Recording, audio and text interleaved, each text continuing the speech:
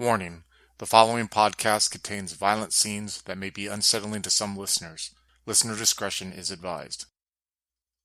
Hello, and welcome to Changing the Lost Vanity. Vanity is a first edition Chronicles of Darkness game set in southern Florida during the year 1993. Follow Katrina, played by Tillman, Raymond, played by Chris, Isabel, played by Andrew, Frank, played by Slavic, and Adam as the storyteller, as they uncover the mysteries of the true Fae and forge new paths for themselves in a world of beauty and madness. Follow us on Twitter at twin_cities_VTM for channel updates, and we hope you enjoy this episode.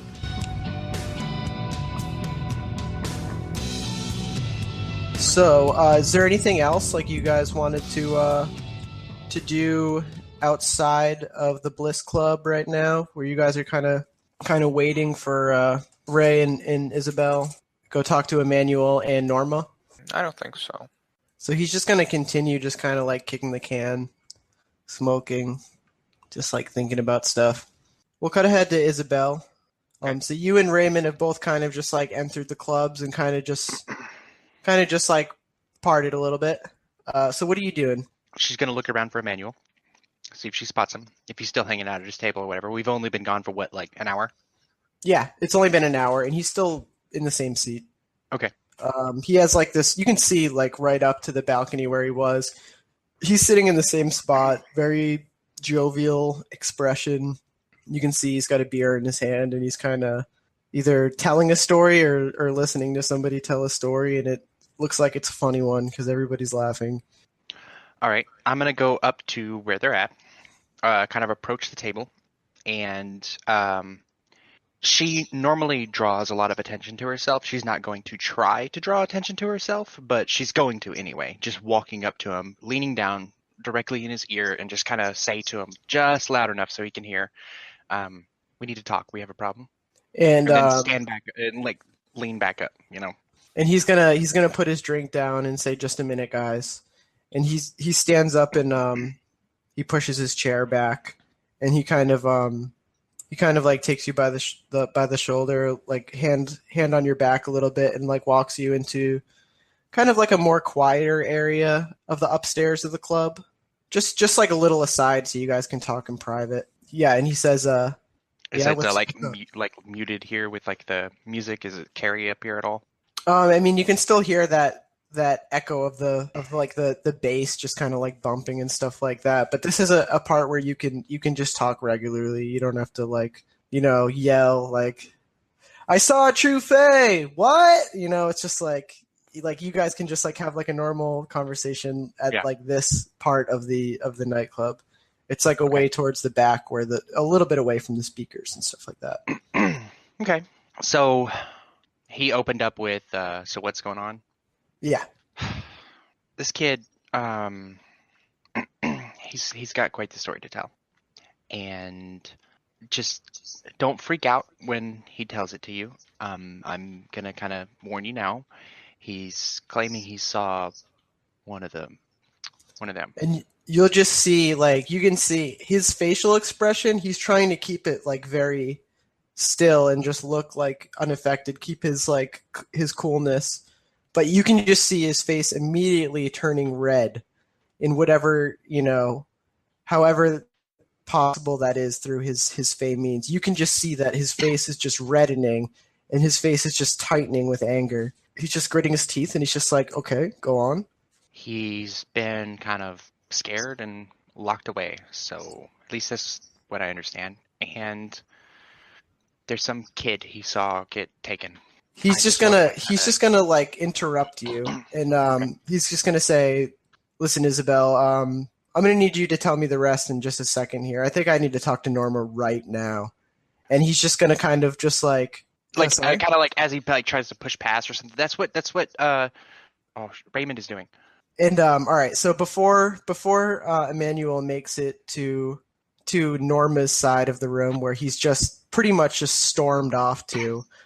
Raymond, you're approaching the top step. You see Norma sitting at the table still. All the other Autumn Court members are kind of in their own conversations and stuff, but you see Norma still just like waiting impatiently. She's just kind of been waiting nervously this whole time. And as soon as she sees you, she kind of like leaps up out of her seat to see what you have to say. I'm gonna motion her to like, come towards me and. Is he okay? Did you see him? He's all right. And we're still in the club, right, where it's loud and everything. Yes. Yeah, he's all right. This. Yeah, and I shout back. He's all right, but you should really come outside right now. And she puts her hand on her chest, just relieved. Don't be so relieved yet. And I kind of like give her a firm look, and I like put a hand on her shoulder and kind of guide her to go outside. Okay, and she starts to follow you down the steps to the first floor of the club. And once you guys make it to that bottom step, you just hear this booming voice of Emmanuel in the background, just Norma. He's shouting from the top step, trying to get her attention. And she looks back, and she's just like, "What?" And he's just like, "Me and you, we need to talk now." And she's just like, "You might want me there." And so you guys start to like, you guys do a 180 and kind of just like, start to walk back up the stairs. Norma and Emmanuel, they don't have like a bad relationship. They're like, I think I said this in the last session, like all the like court leaders are pretty much like they work together for stuff. And they have respect for each other. So Norma goes up to see, what Emmanuel's. He'll kind of see me trailing behind with this like apologetic look on my face. You guys are trying to do like the damage control right now because shit's about to explode. I just kind of nod towards Isabel and just kind of like, I understand. So about like midway on the steps, we have Emmanuel at the top. Not too far behind him is Isabel. We have Norma heading up the stairs. Not too far behind her is Raymond tailing after her. So Raymond and Emmanuel kind of meet in the middle. Emmanuel just pulls her aside, not like too far aside, just kind of like pulls her into like, to talk into her ear. And you guys can't, well, I guess you can roll if you want to roll to see if you can figure out what the hell they're talking about. Give me give me wits and composure. -1. Oh. 3 successes. I'll start with Isabel. You can kind of hear just like a few words of this conversation. And basically like what you hear is just like Emmanuel telling Norma, like you hear the words like the kid, True Fae, hasn't told anybody. And like you see Norma just start to like kind of like argue back a little bit. Not really argue, but just like, he's coming at her just like, yo, what's up with your boy? And she's just like, trying to like have his back a little bit, but still at the same time, she's just like, let me just talk to him. All right. Let me get the story. Just don't freak out yet. Okay. Listen, just relax. So that's what you get, Isabel. Ray with 3 successes. You pretty much hear, Emmanuel, you hear like a little bit more of like what Emmanuel says. And he's just like, do you realize like what this can mean for the freehold? If we have one of them just going around our city, just snatching up kids. Do you realize what type of attention this is going to cause? The type of panic this is going to cause with everybody. This is not good. Okay, we need to figure out how to approach this. Okay, we can't let everybody know just yet, especially not if we're entirely sure. And like they're kind of just like, trying to like suss out the details of like how they're going to go about this, because now they're clearly, both courts are very much involved in this at this point. You know what I mean? And you hear Norma just like, let me talk to him first. All right, I got this. Okay, I got this. And you see Emmanuel puts his arms up like, okay, I'll let you do your thing, but this isn't over. That's like the type of gesture he's doing. So Norma turns back around to go outside to see Charlie. Emmanuel turns to Isabel, and he's just like, listen, I want you to be my eyes and ears for this, okay? Like, I need you to make sure that whatever route you guys take is the right one, okay? Like, I need you to see this through for me on behalf of our court, And you got Frank with you too, and listen, I trust him practically more than anybody. So I feel like I have 2 of my best people on this right now. So I need you to just see this through, okay? Just go outside and just listen. Keep me in the loop, okay?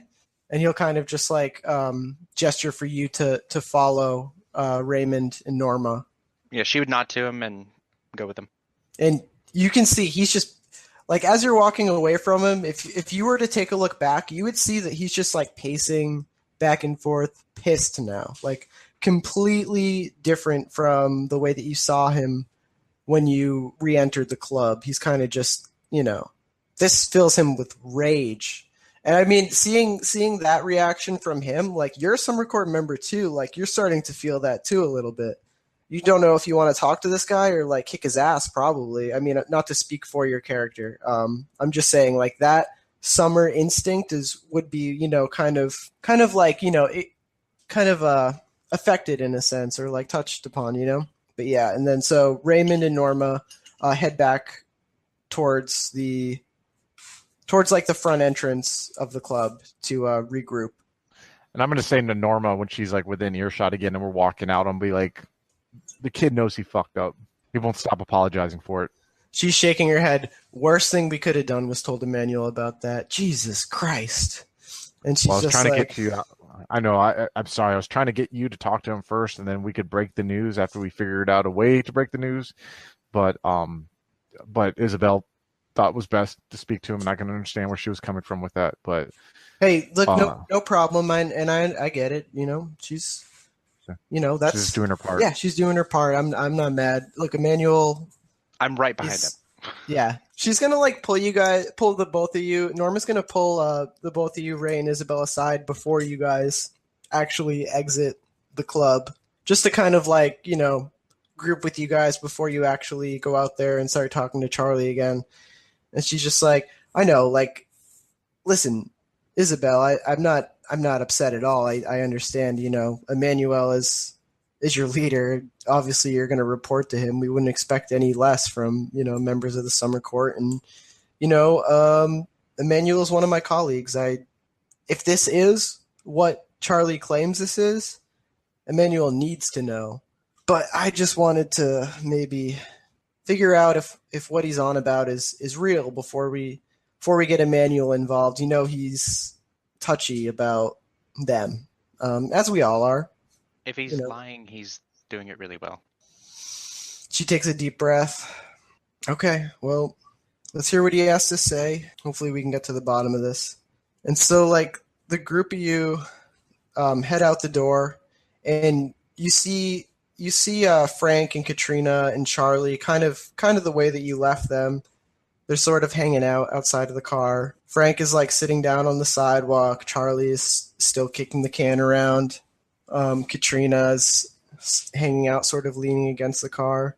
And then, it's kind of just like that when you're like waiting and you're just not really paying attention, but then like you see the person you've been waiting for, and everybody kind of like leaps to attention a little bit. When Charlie and Norma like make eye contact with each other, he just like puts his head down in sorrow. And Norma walks up to him and almost like a disciplinary, like a teacher scolding like a student somewhat or something like that. And just kind of like walks up to him and is just like, where have you been? And he's just like, I'm sorry. And she's just like, we have a lot to talk about, don't you? And he looks back at her. Yeah, I know. I'm sorry I let you guys down. I want to get better. And she pulls him in and just gives him a long, drawn out like embrace that lasts for like a good like few seconds, where she's just like hugging him closely and he's hugging her back. When they break the embrace, you can see he has tears in his eyes and he's sobbing a little bit. And he's back to that just can't stop apologizing thing. And she's just like, just calm down. We'll talk about it, okay? I'm gonna call Tim tomorrow morning. We'll get you set up in the motel again. This will all be okay. Norma, not to interrupt, but I think it's best if you'd stay with me. Yeah? Really? Yeah. You can stay at my house, and I was thinking of maybe talking to Frank here, seeing if Frank could help him maybe get a job at the warehouse he works at. But we'll talk about that later. I think he should tell you his story with just you two. If you don't mind, I would like to take my companions here, and we'll leave you to your privacy until you guys are done. I think that would be best. Thank you. She is like rubbing Charlie's back, kind of like, and like try to be like comforting. And he's trying to collect himself. He's wiping the the tears that are kind of coming from his eyes and trying to straighten himself out a little bit. And she's just telling him, "Don't worry, it's going to be okay. It's going to be all right. Whatever you saw, whatever you did, listen. You're one of us, okay? Never forget it. We'll always take care of you, all right?" And he nods his head. I know. I'm gonna kind of corral my companions to where you're like maybe like 50 yards away. You know what I mean? Maybe under a street light or something like that that's in the parking lot, just so I can kind of talk to them without these two having to hear it. You know what I mean? Yeah. That's okay. Okay. Isabel, I assume Emmanuel reacted how Emmanuel reacts. Well, I mean, you saw. Yeah. What has me worried here is how many kids have been replaced. Because this afternoon when I was leaving my practice, I saw something on the news. Oh, can I interrupt you very quickly? Yeah. Go ahead. So the first session, I tried to drop that news part where. Yeah. And I apologize because I didn't have my notes with me and I fucked it up so bad. So if I could just if we could just retcon that really quick and I could just try to say what I was trying to say about what you heard on the news. So basically there's been a string of incidents of missing children in Fort Lauderdale. And it all kind of started in the beginning or sort of at the aftermath of Hurricane Andrew, which happened, I think, a year ago or maybe 2 years ago. I think it's 1 year ago. So after that, there's been kids that have gone missing. The majority of them have been returned. And the first one who was missing, it was a little kid named Justin. Whole town searched for him for maybe 3 months, actually. And candlelight vigils were held. Shortly after the 3 months when the buzz about him was starting to die down and people assumed that he, just got lost somewhere or died or he was no longer, he returned home. And it kind of was like a sensational news story. It was kind of like a buzz, on national news and stuff like that even, because that's kind of a big deal for somebody, especially a kid, to be gone that long and to kind of just wander back home someday. And the weird thing is it's happened a couple more times with the kids that have gone missing. 2 more times to be specific that you know about. It hasn't happened every time. There's a couple of them that are still out there and, who knows? But a lot, the authorities, the media, they seem to just be chalking it up to just luck, these are all just completely unrelated things. These kids have gotten lost, because of the chaos that's happened in the past couple of years. And we're just lucky that they have found their way back home. And, we shouldn't really, why look into it too much, If we try to draw connections to all these separate incidents, we're gonna. So that's the way that the media has pretty much been covering it. There's a big hype about this first kid who's returned because he was gone for a long time, 3 months, and then the other kids, different periods of time, some within weeks, some within months, some never coming back, haven't returned yet. There's really no pattern that can be identified at this point. And that's from basically what you heard at work and just from, following the story loosely. You've never really chalked it up to anything that could have anything to do with your kind or anything like that. You know what I mean? Definitely. So I'm going to be, I don't know how much you guys watch the news or if you pay attention to what's going on in the news, but there are a couple kids who have came back from being kidnapped, a handful of them. And it's all across the news. They'll be missing for a couple months and they'll be brought back in. Matter of fact, I saw a news story this afternoon when I was leaving my practice about that. Once they are done hammering out what those two are hammering out, I'm pretty sure that we're going to be asked to look into this. And frankly, if we're not asked, I know at least I'm going to volunteer myself to look into this. I can't speak on behalf of you three. I guess first, have any of you guys heard of anything like this in the news? Have you guys been paying attention to this? No, I haven't, but Emmanuel wants me to stick around, so I'm definitely going to be looking into it. I have the really awful suspicion that the crow people hanging out in the hedge all the time is drawing the attention of them to this place. While you two were inside, Charlie told me that he was hanging around in the hedge really, really often to get his fix, and that he was really close to being caught a bunch of times. Never understood about running around in a hedge. I've never done it myself. Frankly, it seems like it's flirting with disaster, to be honest with you. That may very well be the case. I think that we need to look at the very real possibility that this Hurricane Andrew is tied to whatever is doing this. Why? Why any of this? No, why? I mean, why? What do you mean hurricane? What does it have to do with this? The disappearances started after the hurricane when it happened. Either the hurricane is tied to it, or something took advantage of the chaos that followed the hurricane once it hit. To be frank with you, either or I don't think really is a matter, but I definitely think there's a couple things we need to tackle. We need to find, and by the way, Charlie's gonna be staying with me, and that's kind of a dual purpose. The reason why behind that is I feel for the kid. I feel like he needs to clean up his act, but two, I think slowly and surely more information and more valuable data that we can get from him can help us, and what we're probably going to be doing here. Isabel's gonna look Frank? over at Frank, and she's gonna say, "Frank, Emmanuel wants me to help, and I'd feel a lot better having a big, strong, strapping man like yourself help me out too. And it's for Emmanuel," so she kind of gives him a pouty look.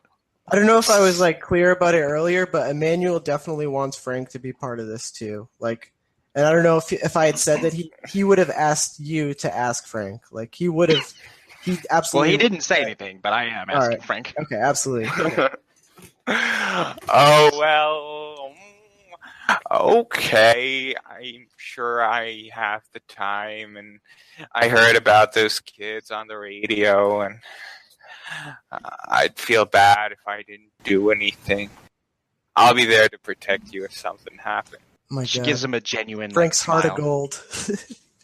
That's much appreciated, Frank. And I was going to actually ask you when we're done talking here if maybe you could help Charlie get a job at the warehouse that you're working at. I think work would be a good release for him to exercise kick those habits that he has. But that's a discussion for later, maybe. But Okay, I'll ask my boss. thank you. I appreciate it, Frank. But here comes the tough side of this discussion. These children that are coming back, if what we say is true, we all can agree that they're not really children, right? Yeah, probably. And I think then that maybe the best way forward is to start looking into these children and seeing what information we can get. I mean, how do you know if they are? Yeah, that sounds really know creepy. Well, exactly. We know one definitely.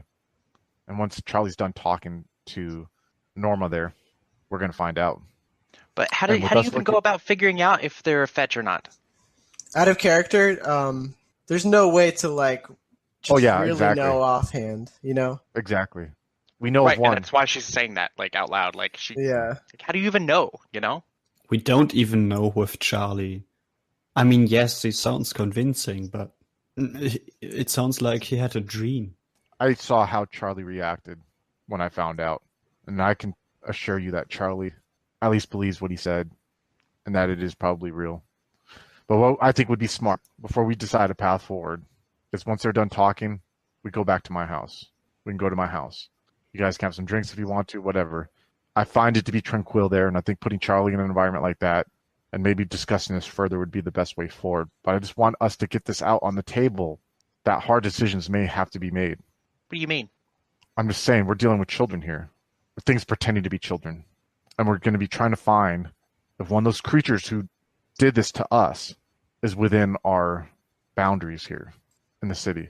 I haven't been in this position. You haven't been in this position. And neither have you two. But he has. And look at what it's done to him. And I look back at him. We are at a war. This is a war.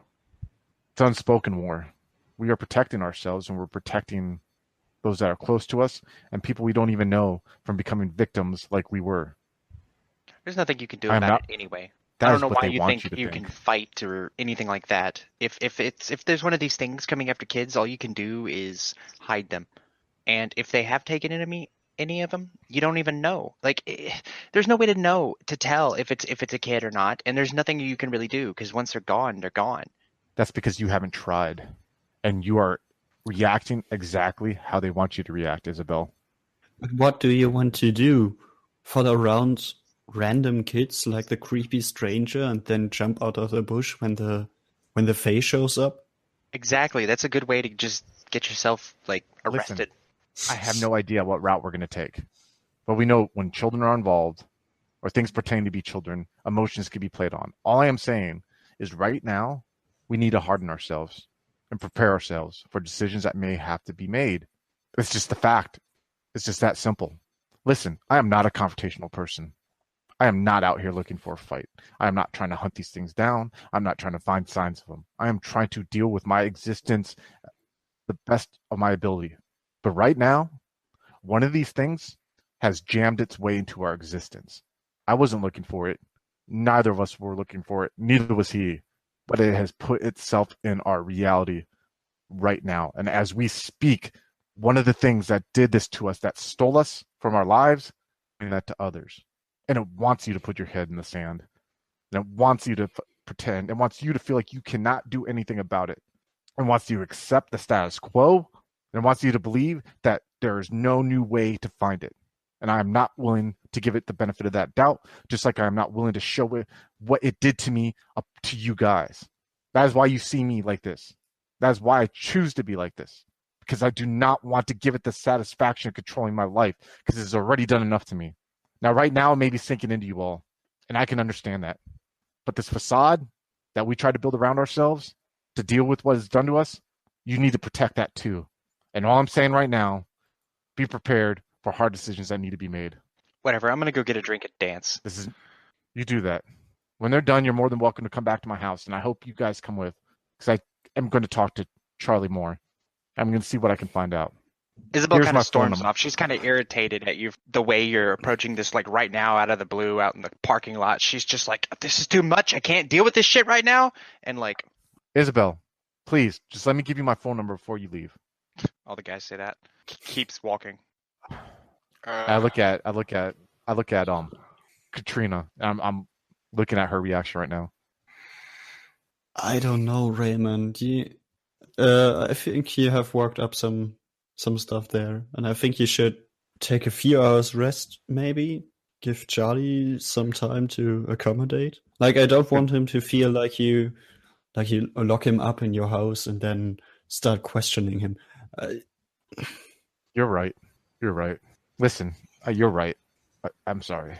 I don't know what came over me there. I care about you all. You probably doesn't show, but I do.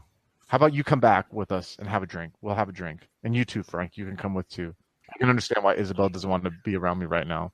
But if I'd be happy if you two would like to come back to my abode, as little as it is. But there's a great view of the ocean. Maybe we can have a couple drinks and kind of save a little bit of this night before it ends. I don't know. I need to get home at some point. I don't have a car, remember? Listen, Frank, can you give Katrina a ride back then? It would be much appreciated if you guys want to stick around. Of course. I can do that. I was just Frank, do you have a phone? Yeah, I have a phone. I don't use it much though, because I don't tend to be home much, either working or going somewhere. If I give you my phone number, will you call me tomorrow? Okay. He takes out a piece of paper. I write down my number and I kind of give it to him. I'm like, Katrina, just call me tomorrow. How about this, Katrina? Will you just give me a call tomorrow? All right. I'm sorry, okay? It's okay. I know you have good intentions. Just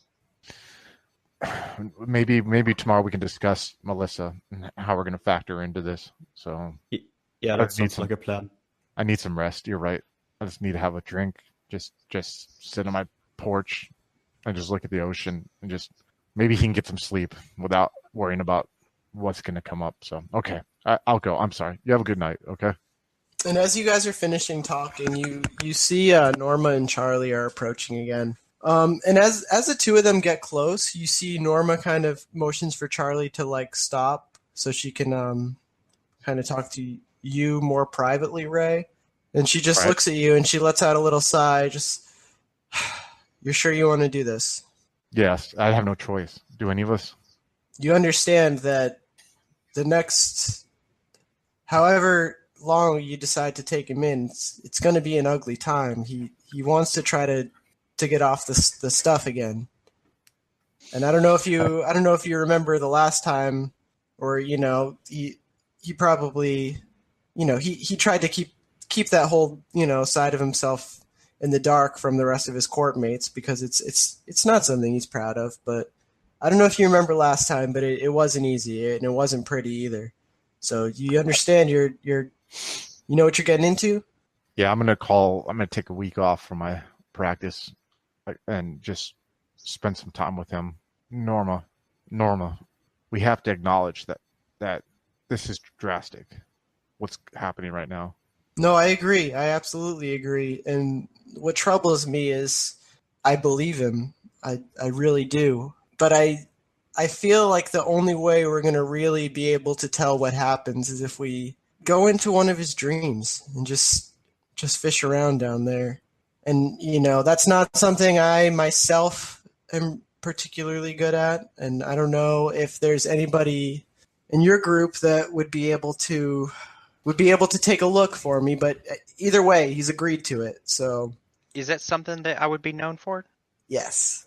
Okay. I was gonna see if I could roll an occult. It's like if they know that I can do that, like I was gonna see if I can roll an occult roll to see if I have my suspicions at, you know what I mean? Whatever, you know what I mean? Like something like that. Yeah. Can you actually? What is it? What do you want me to roll? So, Intelligence and give me intelligence. he also has Occult? the summer court favor, so Yeah. Okay. that might factor in somehow. Is it one? I think it's one dice for every 2 points or something. 2 dots. Okay. Yeah. So this is going to be a good roll. All right. So let's do intelligence. I almost want to say. Occult? No. Part of me wants to say occult, but part of me thinks it would be like a social kind of thing, like knowing about another person. Politics, maybe. You know what? I think that actually Fits. sounds about right. Intelligence plus politics plus court goodwill summer. All right, so that's gonna be 7 dice total. 2 successes. Okay, so you know that Isabel is actually like a pretty good dream crafter, and you're just like, damn, because she kind of just like stormed away from you. Stormed out. Well, Norma, I think Isabel can help, but I don't think Isabel is too happy with me at the moment. Well, you better find a way to make it up to her, because I think we might need her for this. I'd really prefer to keep this amongst you four. We've already gotten a manual involved. I don't think it would be prudent to involve anybody from the other courts until we fully understand what's going on here. And I think that finding out what's going on is of the utmost importance right now. So, you know what? Let's give it a night, okay? You take Charlie home tonight, get him settled in. Maybe we can regroup tomorrow and discuss this kind of stuff. What do you think? Yeah, I'll be home all day. Obviously, this is why you're the queen of our court. And this is why she just grabs you for a hug and just kind of like dives into your chest and like pulls you tight. She's just like, "Thank you." I awkwardly do the you know what I mean? Like, she's just like, "Thank you so much. Like, I really trust you with this, and I know I'm not going to regret trusting you with this." So, thank you. And what you're doing for Charlie is a very nice thing. I've tried to help him myself. I've never been able, I've never had the resources to personally take him in, or the patience. So, what you're doing, I really commend you. You truly care about our people. So, don't thank me yet, because I still haven't given Isabel my phone number, and I was wondering if you could do that. But she might not be in the best of mood. She's kind of a feisty one. But good luck with that. I just kind of smile. Like I think I'm gonna go home for a drink right now. So okay. All right. And I kind of like walk up to Charlie and pat him on the back and head towards my Cadillac. That rhymes. What's going in Frank's head right now? Well, it's a lot to take in, of course, and he's happy to help his court members, and he's just happy to be part of a group, but he's not sure what Raymond meant with dealing with situations and stuff. He just didn't understand it, and that's actually what I wanted to ask. He's going to ask that Isabel in the future. What did he mean by that? So I think yeah. Isabel was picking up on some suggestions there, maybe making her own assumptions about what he was saying. So That's going to be interesting. Yeah, maybe now would even be a good time to ask her. Who knows, you know? Yeah, Katrina was a bit weirded out by the conversation with Raymond at the end right now. And she thinks it all got to his head pretty fast. Like at first in the car with Charlie, he seemed really supportive, and then later he suggests to her at least stalking all kinds of children who may or may not be a fetch. And at least for the night, she wants to stay away from him and walk home, by the way. yeah, he's thoroughly creeped out, the girls. Yeah. But yeah, she will call him and probably join the meeting with Norma and try to figure out a way to help the crow people along. Not just Charlie. Like, she thinks it's a bit one-sided to help him just because he had an important message, and the other ones are like, whatever. But she'll make that clear. And Raymond redeemed himself a little bit by mentioning Melissa at the end. Yeah, in Raymond's head, it's like not so much these potential other kids, but definitely the one that Charlie is telling him that Charlie thinks is a fetch. Like, Raymond definitely in the back of his head has this like, you know what I mean? That little anger that's sparking up there that's saying that's the enemy. You know what I mean? That needs to be eradicated. He's not coming out and saying it. He's just kind of like a little bit of his anger came out in that conversation he had with you guys. That's not a normal conversation we could have if you guys would have brought it up.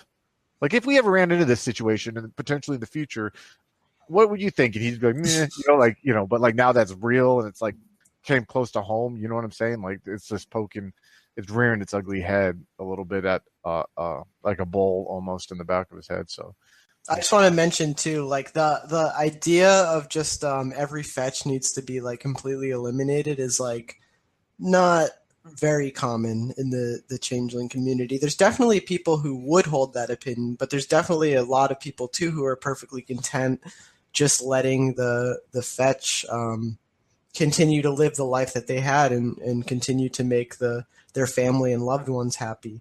So depending on like what somebody's opinion is about like that specific issue, like, you know, that could either be seen as like crazy, not crazy, something you agree with, or just like, you know, like, oh wow, I just don't feel that way at all. Like, you know. Oh yeah, exactly. And here's the thing too, like Raymond's fetch is in prison. Like doing life in prison. You know what I mean? Like Raymond never had to deal with the fetch. And also Raymond's like, this isn't like Raymond being calculating and being like, we should kill. It's like Raymond, it's fear and his fucking like panic is almost, you know what I mean, being channeled into that. Like he is so afraid of like even being like remotely found by one of the true Fae that it's like, it's just, this isn't like evil calculating like destroy that little kid. It's like, no, like we need to do this because like he might, you know what I mean? And it's him barely containing it, you know. So it definitely comes across creepy, definitely, and will be fun to explore. Hello, folks. Have you ever wished you could have an easy way to find gameplay videos and podcasts, or just media in general that deals with your favorite White Wolf role-playing games? Or have you ever wished you could find a forum to share gameplay that you have recorded, one which wouldn't be drowned out by random posts and discussion, so that your media could get the attention you want? Well, we have the answer for you in a Facebook group we run called White Wolf RPGs Gameplay and Media. The group is specifically ran with the sole intent of it being a one-stop shop for people to view or share media involving the games we all love. We take thorough steps to ensure the page does not become cluttered and is easy to traverse. We are currently over 1,000 members strong, and we are continuing to rapidly grow with new media being shared every day. Stop on by. We hope to see you there. High Level Games, the industry's first choice in taking your games to the next level. We are a podcast blog and new media network at highlevelgames.ca. We have blog posts about all of your favorite games going up 5 days a week, and a podcasting network with actual plays and shows that discuss role-playing games, with more rolling out all the time. We are on iTunes, Twitch, and YouTube. Find out more information at highlevelgames.ca, a site that certainly isn't controlled by a shadowy board of directors of otherworldly origin. That's highlevelgames.ca. Please, help.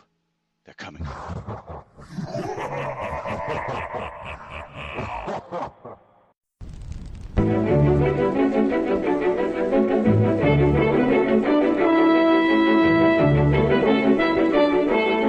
The Los Angeles metropolitan area is constantly growing and changing.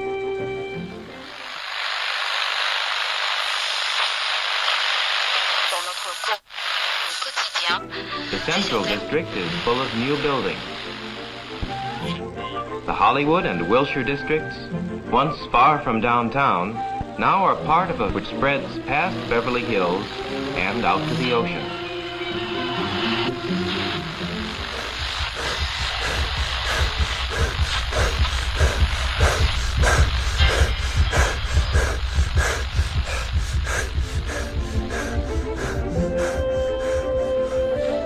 But why is all this going on in Los Angeles?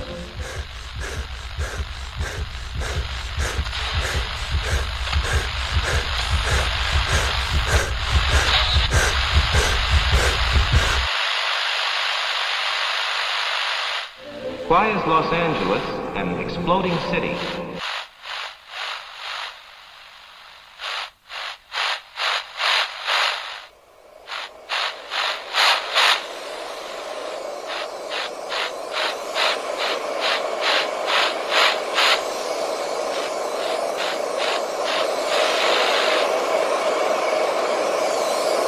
Neon Masquerade. The Demon's Mirror. 13 Candles. 3 chronicles running through the undead veins of the City of Angels. The Esoteric Order of Roleplayers Actual Play podcast invites you to drink deeply.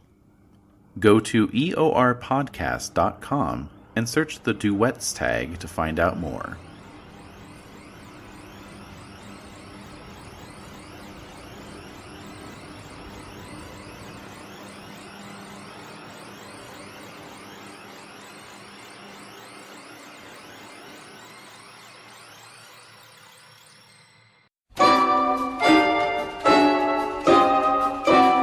Hey, do you like World of Darkness? Do you want to introduce your friends to it? But there's one problem. Nobody reads books anymore.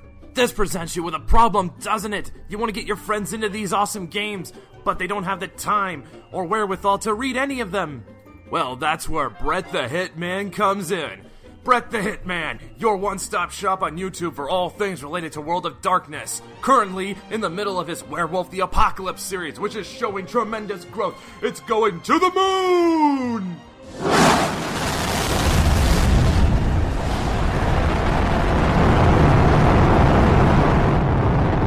That's right, watch Brett the Hitman and you will get style, flair, humor,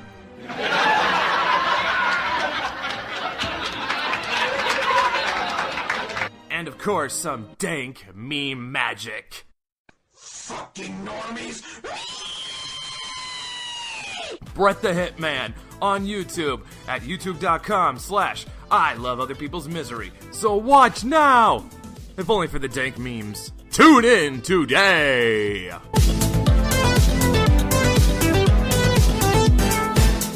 Hi guys, I wanted to let you know about my YouTube channel, the video journals of Mike Bailey. Mike Bailey is a character I play in a live-action vampire game called New England Nightmares, which uses the new By Night Studio rules for Mind's Eye Theatre. The Chronicle's set in the city of New Haven, Connecticut, and we run on the third Saturday of every month in Southington, Connecticut. Most of the credit for the stories told in my journals comes from the plots developed by the amazing storytellers who run my game. So the videos on my channel are basically an in-character video logs of the newly sired Ventru Mike Bailey. They follow him from his days as a naive mortal to his violent embrace during the Anarch Revolt in the city of London and on to his arrival in the shores of New Haven. The journals show Mike trying to come to terms with his kindred nature, his powerful but impure blood, and his attempts to hide his past from other members of the court of Prince Lucius. So I put out updates every 2 weeks, and I love feedback and questions, so check out my channel, subscribe, and leave me a comment.